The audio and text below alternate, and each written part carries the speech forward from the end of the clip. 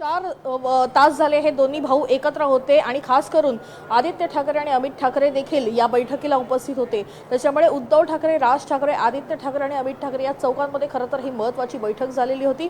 या बैठकीमध्ये एकूणच वचननामा म्हणजे जो जाहीरनामा असेल तो कशा पद्धतीचा असेल या सगळ्या संदर्भात खरं तर या बैठकीमध्ये चर्चा झाली असल्याची माहिती मिळत आहे। सोबतच उद्या अर्ज मागे घेण्याचा शेवटचा दिवस आहे।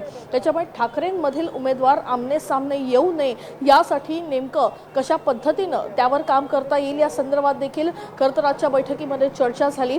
काही उमेदवारांशी फार उशिरा हे दोनही नेते जे आहेत ते बातचीत करणार आहेत आणि खास करून मराठी माणसांसाठी सगळ्यांनी एकत्र यावं हे आवाहन एकीकडे केलं असताना मराठी माणसं जी आहेत ती एकमेकांच्या आमने सामने उभे राहिल्यावर निश्चितच त्याचा फायदा विरोधकांना होईल आणि तो फायदा कुठेही ठाकरे बंधूंना करू द्यायचा नाहीये आणि त्यासाठी प्रत्येक गोष्ट जी आहे ती तपासून घेतली जाणार असल्याची माहिती देखील मिळत आहे।